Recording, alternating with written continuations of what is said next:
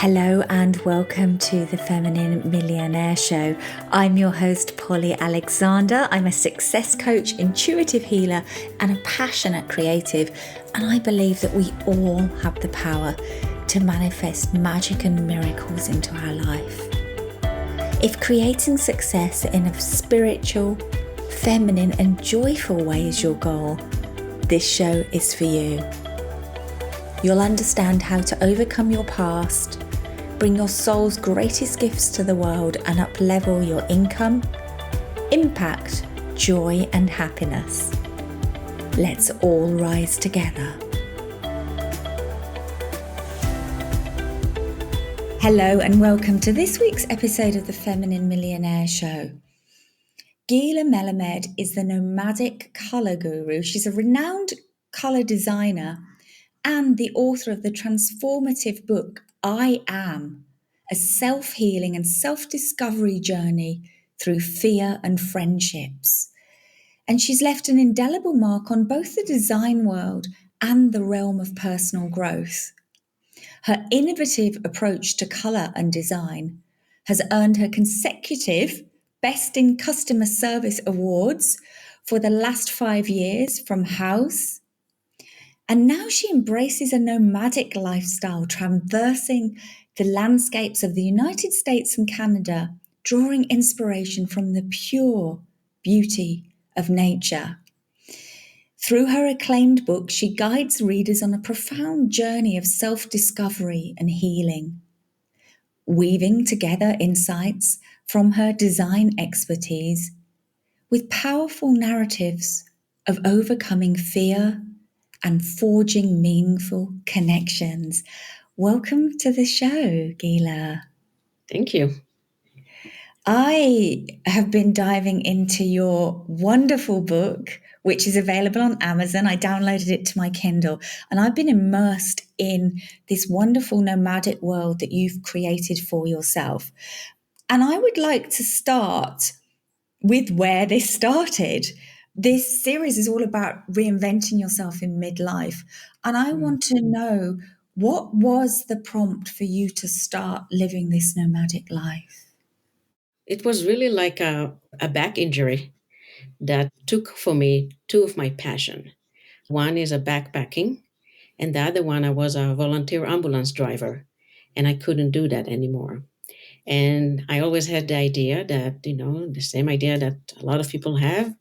You retired, you go travel, and one late September, I had to crawl out of bed from pain. And I went and I sat on my yoga mat and I was like, I cannot wait. I cannot lose more things in my life before I will be able to give myself the dream I always wanted. And I decided that I will do whatever it will take to do it. And I started thinking outside the box. And I just finished renovating my apartment, created a beautiful space. It was hard to think that I'm going to give that away, but that was the price. And I made sure that I found the right tenant. That was very important to me. And the moment I decided, I just start rolling into the action of it. The idea was to buy an RV. I did a lot of research, but when the price of gas went up, I stopped my track because I knew it will not be wise for me financially to do it. And one day when I came back riding my bike, and my bike is usually in my car, and back then I had a Mazda CX-5, and I took out my bike and I see the space. And I stopped and I'm like, can I lay down there? And I went in and that is good. Anyway, before I got to home, I pick up my phone and call my dear friend Mike, and I say, Mike, any chance you can help me convert my car to a micro camper? He says, sure. And I would say 2 months later, I was very micro camping in a Mazda CX-5 on the road. That was really a beginning of something that I thought will just last a year. And I wasn't sure even how it's going to be. Would I like it? Well, I knew I'm going to like it. I just didn't know how much I would fall in love with it. And how long have you been traveling like this now? Well, around 20 months. So the first round with the Mazda CX-5 was 11 and a half months.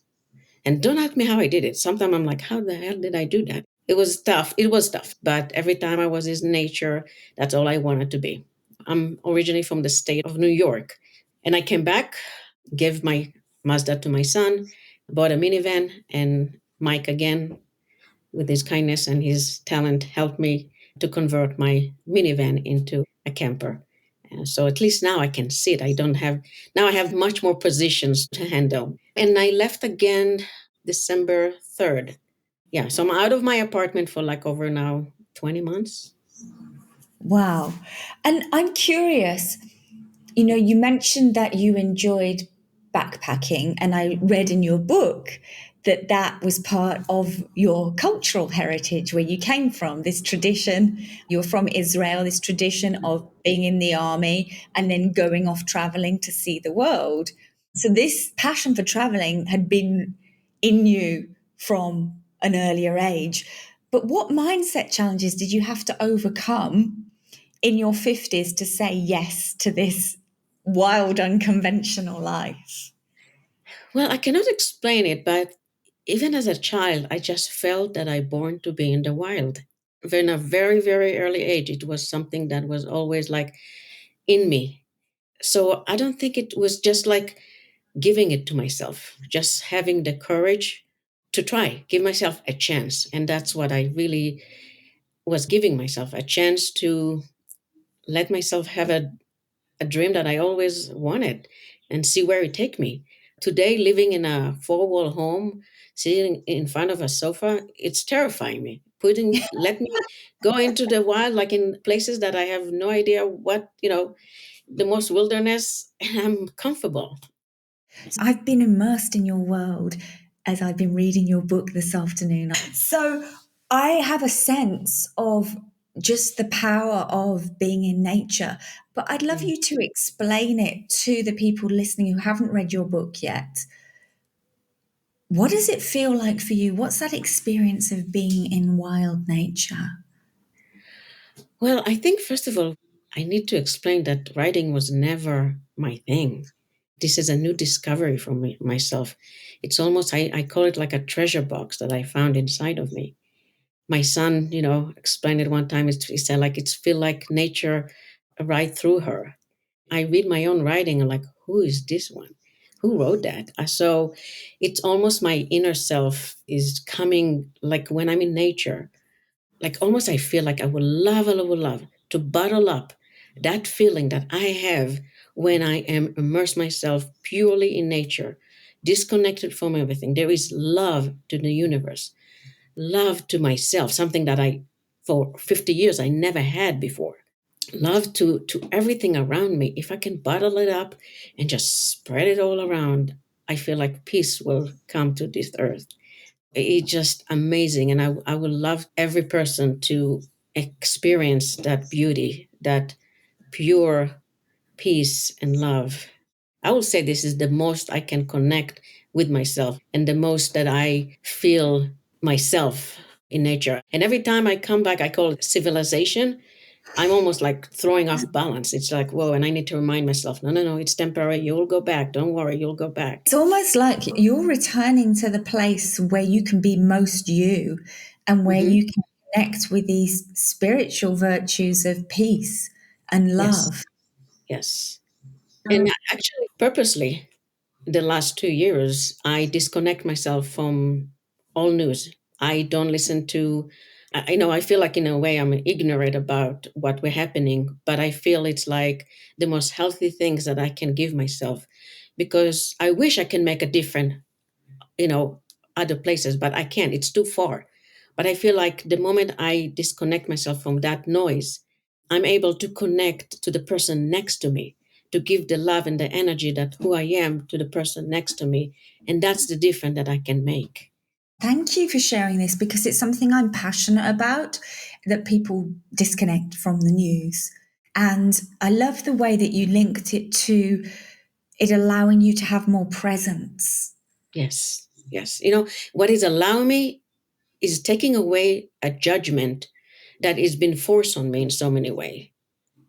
Because for me, we all the same. Honestly, thank God we look different. Inside, we are all the same. We may be experienced differently. Each of us have trauma. Trauma is just part of life. And we all experience differently. We all express it differently. But we pretty much, when it comes to emotion and feelings, we all the same. So when I disconnect myself, I'm able to just look at a person who they are without the noise. And I'm calling it noise because when I go to nature, there is a silence that is pure and it is so, I cannot even explain how this silence is so enriching my life. But it's funny, right? It's silence. That silence is, in a way, is the music of nature. And that give me the opportunity to see a person who they are and themselves and not where they come from, what, their culture or anything like that. Because that for me, it's important, but it's not who they are necessarily. They have their own soul that I would love to connect to that with no judgment. Mm. And I totally resonate with that love of peace and silence. Mm, I live in the countryside on this little island in the Mediterranean, and I feel like one of the greatest gifts is that sense of peace. mm, And sometimes you can't hear anything, and I think that's so precious in the modern world. So rarely do we have that. Or maybe you can hear yes. the birds, or I can hear the sea, or I can hear the breeze. And it feels so rich. This podcast is all about living an abundant life. And I Yes. feel like these experiences, these are so abundant for us and so enriching. Yeah. I mean, last year, I was in Jasper and I went up Whistler Mountain in Jasper. And over there, there was like a one spot that I was able to escape all, the people. I came early. I usually try to go early. So, and over there, I have to say, there was a pure, pure silence. There was no bird. There was no nothing. It was like so unique and so powerful to be in that moment. And the beauty of the scenery was like breathtaking. But I always try to go back to that moment of that pure silence that it's a gift. It's very rare that you can find that. Over there, there was nothing, and it was powerful. Yeah. I think a lot of people have this dream of taking either a sabbatical from their work or business or going off traveling. And you mentioned that you rented out your home. Are you working as you travel as well? So I do have a passive income. I am on a budget. On a very, very tight budget. And I do, if I have clients that reach out to me to do color consultation, I will do it. In the beginning, I was hesitating because I'm remotely. How would I be able to do that? And the first few ones, I was like, listen, I never did it remotely. Give it a try. If it's not working, it's a free service. And I was actually very, very surprised how successful it was. And I'm contributing it to the fact that if I'm not present in a space, when I do my business, when I consult my clients, is I come from a place of feelings, of emotion. One of the reasons I earn those rewards because I take a lot of pride of adjusting myself to my clients. I adjust my eyes to their a way of seeing. And I'm the why it's called the color guru, because I'm here to teach them how to experience colors, how to see colors. It took me many years to understand that I have a beautiful gift of understanding the emotion of colors and are able to see the undertones of colors, what people not able to do. So by asking my clients the right question, letting them express what they feel about certain colors, it is a very successful process that it's fun. I'm actually, as I say, I'm surprised, but it's working very, very well. So when I have my color swatches with me, so when people reach out to me, as I say, as long as you're aware that I'm on the road, that you are flexible with time, I will help. And I do send them big swatches of colors. Sometimes they will. That's enough for them to go on their own, and sometimes we continue and talking about each color. We'll go on a video chat, of course, and I will. From that, just by creating an honest conversation and creating a connection with my clients, it's a very successful process, even remotely. I was actually understanding about myself that the way that I'm in nature, I'm able to be the most that I am, the inner self of me, the true self of me coming in nature. It's come when I'm doing design work. That's where I feel like the most that I can be myself in those two worlds, the world of color and the world of nature. And I have Substack. Substack is where I blog, it's my main blog. And it's important to me that my writing will be free for everyone to read, because if I can reach to another woman and put her on her journey of self discovery, that's the most beautiful gift I can give myself. But I'm trying to do it as a way of living and putting some gas in my car so I can go to my next destination. So there is an option of $5 a month to support me, or $50 a year. And in exchange to that, I do take videos, short videos, as I go and travel. My subscriber, that are paid subscriber, do have a glimpse into my world through my videos on top of my writing. So we'll link to that in the show notes as well. If you want to explore a color consultation with Gila, you can find the link in the notes. Or Yes. if you want to follow along on her journey and get the behind the scenes. Well, and I have my book, right? That's And your another. book, which I thoroughly recommend everybody reads, because that's a Thank you. whole year of travels in one place to dive deep into. And I'm really, really enjoying it. You write so beautifully and Thank so you. eloquently and very evocatively. I think you paint pictures in the mind of the reader. So it's like we're there with you, experiencing the emotional journey, the inner journey, and the Yeah. outer landscape as well. And I feel that you bring the two together so beautifully. It's wonderful that you discovered this hidden ability later Yes. in life. Yes, isn't it? And so I'm encouraging everyone to, even though, like me, in your mid 50s, give chance to new development into your life. You never know where it will take you. How did the writing start? Was it a calling from within you, or was it people telling you should write? I'm curious. Well, it started that before I left, a few of my friends asked me to blog. And I'm like, really? I mean, you're asking me the impossible. English is not my first language. I actually have learning disabilities and I'm dyslexic. I mean, you're asking me really something that I never did before.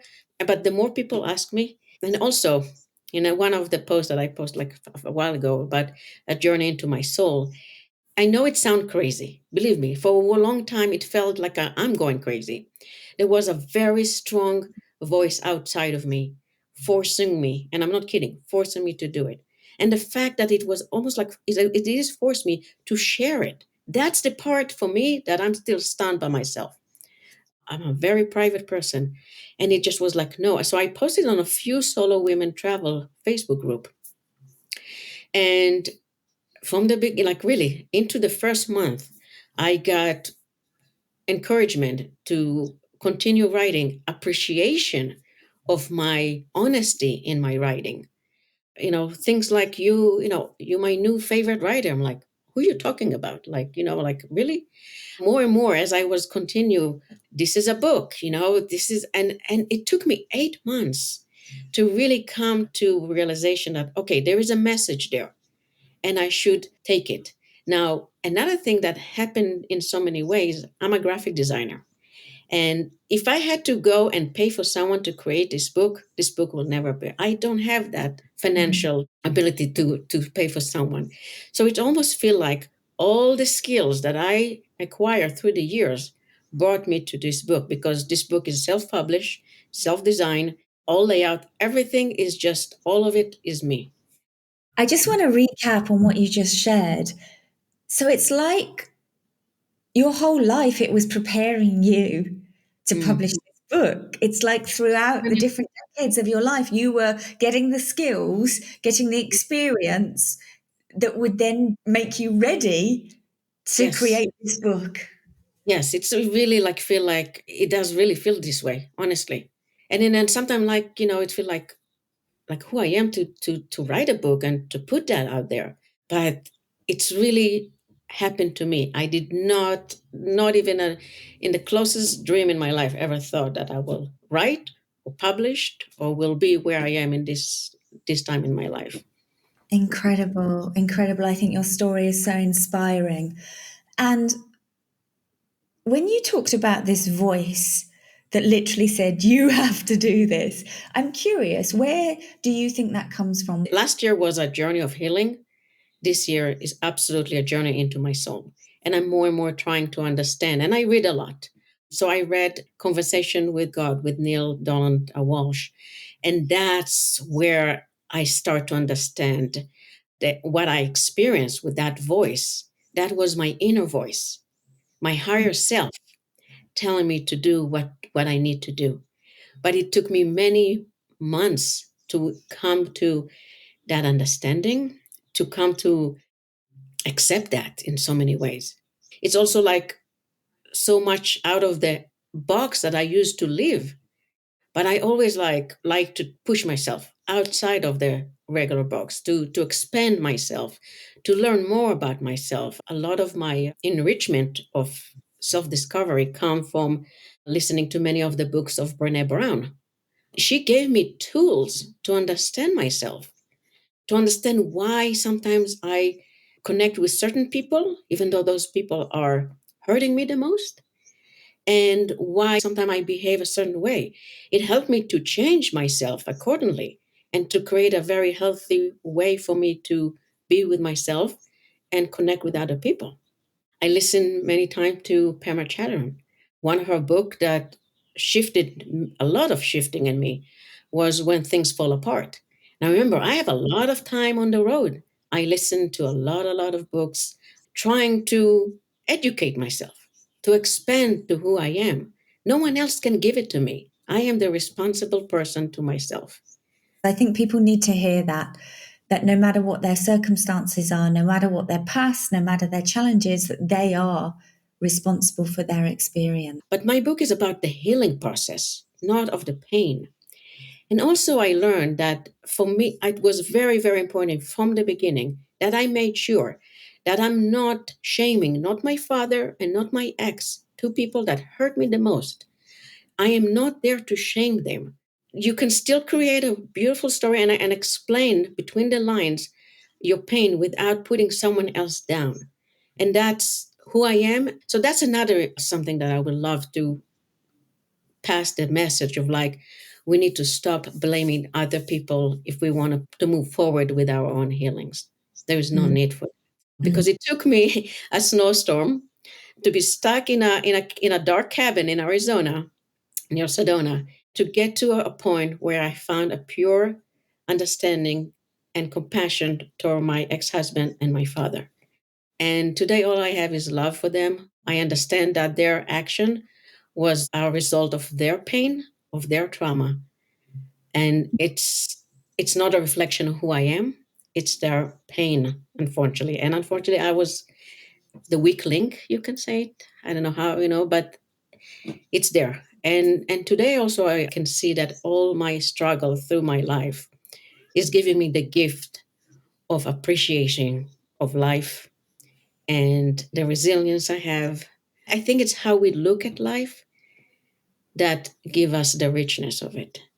And I think you've touched on what I believe is one of the greatest gifts about getting older, this wisdom and this perspective that we Yes, just can't get to in our 20s, in our 30s, when we're younger. This yes, this kind of level of acceptance and peace around some of your past pain and traumas and dynamics yeah, that you're able to get to now. This yeah, kind of appreciation for life. I yes, think this is something I'm learning from interviewing women in their 50s, 60s, 70s, 80s. This is something we come into as we age, and I think it's an incredible thing. yes. Today I see that the most painful relationship that I had that hurt me the most are the one that gave me the most beautiful gift. And a lot of it was the gift of how not to behave, how not to be.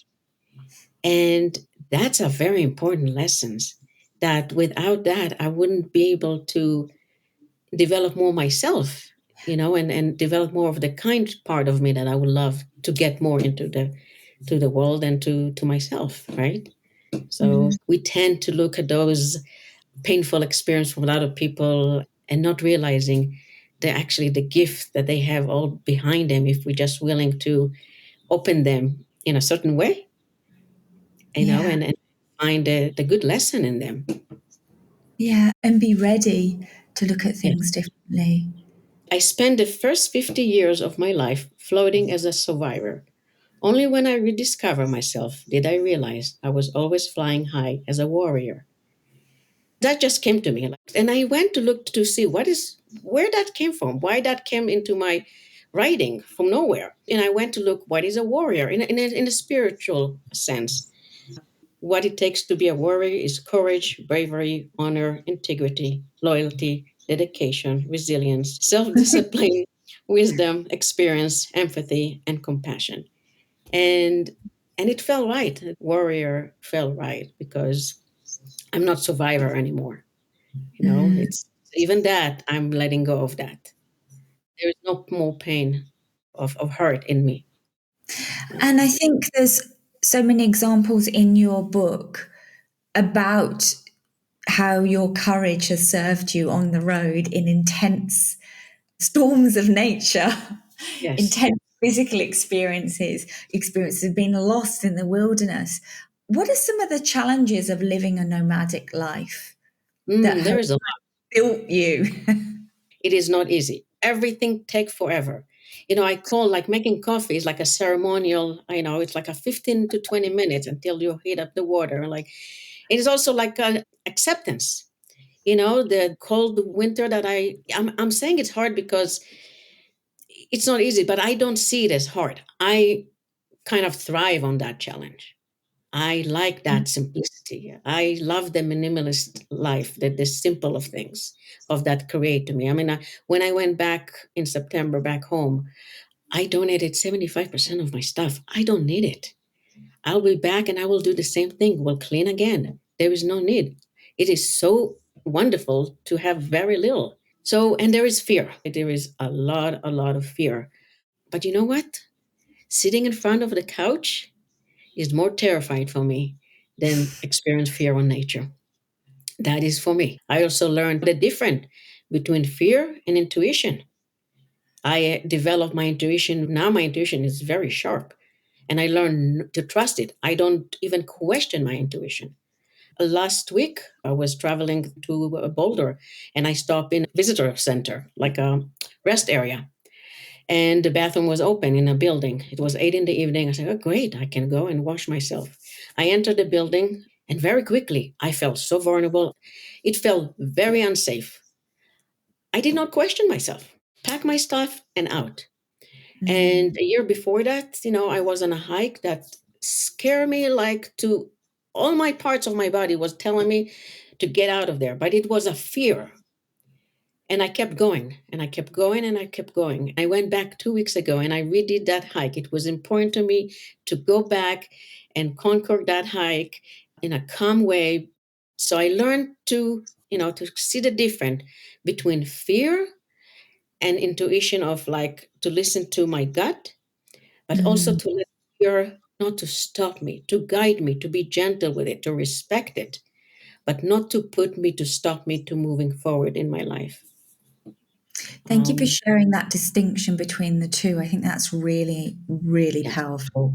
The difference Yes. between fear and intuition, and Mhm. how I always say when you're at your edge, it's normal to feel fear. It doesn't Yes. mean you shouldn't do something. Yes. But No, we, having the wisdom to know when the fear is warning you and when the yes. fear is inviting you to find a way to move through it. I have to tell you, if anything, I lost a lot of faith in people through my marriage. I gained that very quickly and so beautifully. People are kind, people are wonderful. And the friendship that I created through this journey has been the most beautiful gift, more than the nature that I've Mm. been rewarded with. I have friends all over. It's beautiful. We're still in contact with a lot of them, and it's that is the beautiful gift for this journey for me, is the people. Yeah.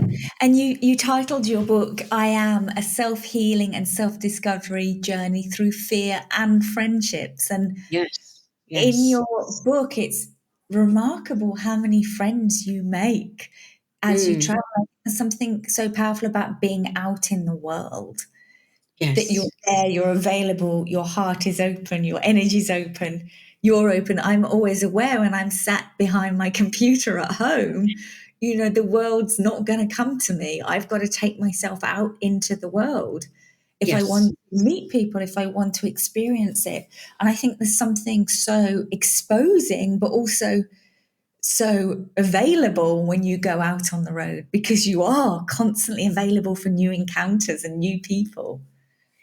And that's true. And I think it took me very quickly at the beginning to understand that it's up to me create the first connection, because I'm by myself. So I will go and I create. But I also learned, I really learned this the last year and a half, the power of vulnerability. That in a sense, when I'm willing to open myself, I'm giving the other person the sense of like, you enough is the same as I am enough. I'm giving another person a window into my story and a trust. And then it's like open themselves to give me. So I think a lot of time when we meet people, we're very cautious about sharing who we are. And I'm willing to do that because I know I'm not different from the person next across from me. I may be willing regularly to share it, but there's no different. And the moment you do that, you kind of giving them a permission, or like, like a sense of like trust and comfort to do that. I'm very open and very honest with who I am. And I think people feel that very quickly when they meet me. But it's Yeah. like I have to say, like, all those people in so many ways been giving me so much opportunity to learn about myself. Sometimes it's a question that they will ask that will blow my mind. I'm like, oh wow, I never even thought about looking at life like that. So I think in the end is a two ways of learning from each other. And it will be great if we start being more comfortable with each other and being open and share ourselves, because I think that will unite us, and Mm. And I will bring us to a better place. Yeah, I think this is the mark of a leader as well. And I hear that in the interactions, you're willing to go first, you're willing to be vulnerable and Mhm. open up. And that's the leader. You're leading the space that you're creating. You're saying, Mm. this is the space I'm creating, and I'm inviting you to join me here. I never thought about it this way. So very good. Thank you. Now I feel even more comfortable. We often think of leaders as people on stages commanding audiences of thousands, or Yeah. being interviewed on the major networks. But actually, I see you being a leader in your own life. Not only you're a pioneer for what you're doing for women in general, but specifically from your different backgrounds and your different life experiences. It's an unconventional choice to do what you're doing. I Well, think even being a digital nomad still is, but you're leading in your personal interactions as well. yeah. I have to say, I'm not sure I'm a pioneer. Maybe I'm a pioneer in the fact that I'm willing to be vulnerable with my story. But I still feel, and I will, and I, if anything, I will encourage a lot, just for everyone to start doing that, because I really feel that will bring us more together. In your Substack, you share the phrase, I belong in the wild. When did Yes. this realization come to you? As a child, definitely as a child. And I cannot explain it. In fifth grade, we had to do a project. What do you want to do when you grow up? Remember those projects when we have? I wanted to be Jen Godwell. That's, I wanted to be with the chimpanzees and out in the wild. And for me, her life looked like the most amazing, wonderful things, that one person can live. So I know it's just a feeling that I always had in me, even as a very young child. Mm. So I want to share this piece that you shared about your first trip after 6 days on the road. So this was very early on. This was Yeah. very early on, but it's like you had this big realization. And in your words, you said, I realized this was not just a vacation, but a life-altering adventure, requiring significant adjustments to make the most of it. By the end of the first week, I started to notice what I was contributing to myself, a clear awareness and an open mind to accept things as they are.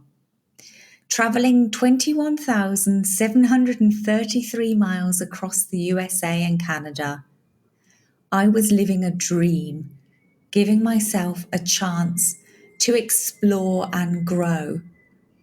This is not just my travel story, it's a narrative of self-discovery, embracing life's challenges and transforming them into steps towards a wholehearted life.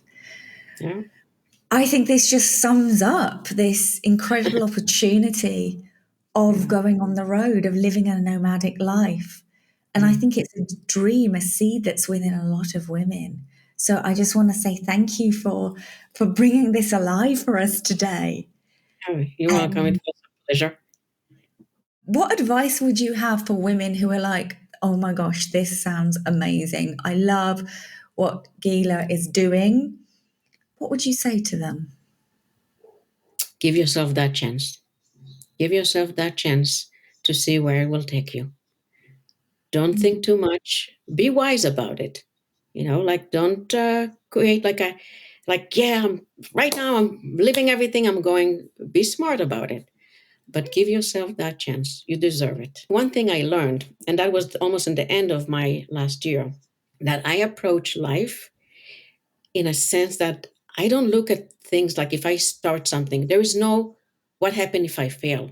Because no matter what I will do, whatever I experience, I will always will learn something from it about myself, about the situation. There was always a good lesson from it. So there is no failing involved in here. And I think the moment you take that components out of your life and you say, that is a dream, I want to give it a try, I want to give it a chance, see where it will take me, you have a better chance of finding the beauty of it. Amazing. Such wise words. Thank you.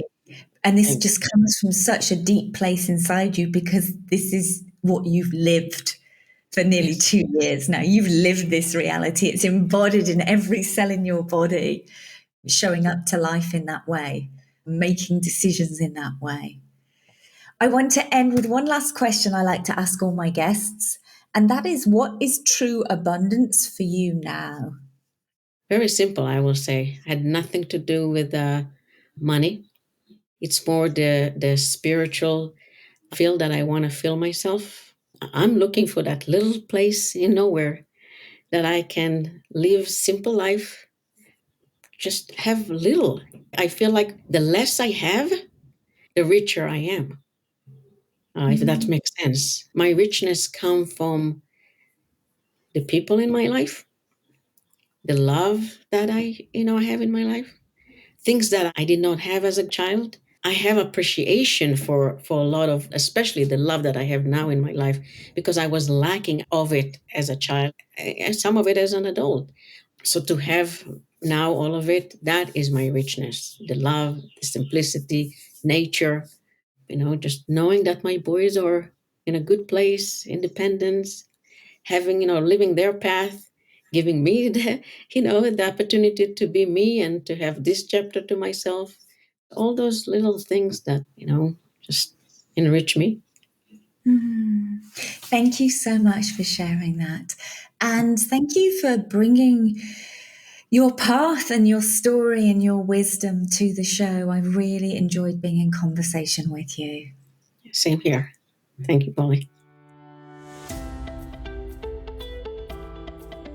What a great episode. I don't know about you, but this had a lasting impression on me and has reconnected me to dreams of exploring the world, of going on the road. I always had a long-held dream of doing a photo documentary project whilst travelling around, and I know that Gila's stories reignited that in me. So I'm curious what was ignited within you today from the interview. You can DM me on social media or post a screenshot of this episode and share your biggest takeaway. Now, I am excited to announce that I'm hosting a webinar on July the 29th, and it is called From Stress and Overwhelm to Fun and Fulfillment. This is actually a replacement for the previous webinar, which due to technical difficulties, nobody could register for. That's life. What do we do as entrepreneurs? We climb back on and try again. So I actually know why it got delayed in energetic terms, because of the content is going to shift slightly, and I know you're going to love it. So you can register for the webinar with the link in the show notes. Again, that's happening on Monday the 29th. It's the last one for the summer. It's going to be full of high vibes. It's suitable for any woman entrepreneur who's looking to go to her next level but feels overwhelmed by everything there is to do in business and has perhaps gotten disconnected from the fun in life and business. That's for you. It's going to ignite you and energize you, and I can't wait to see you there. Bye for now. I'll be back again in the next 1 to 2 weeks with the next episode. Have a wildly abundant week.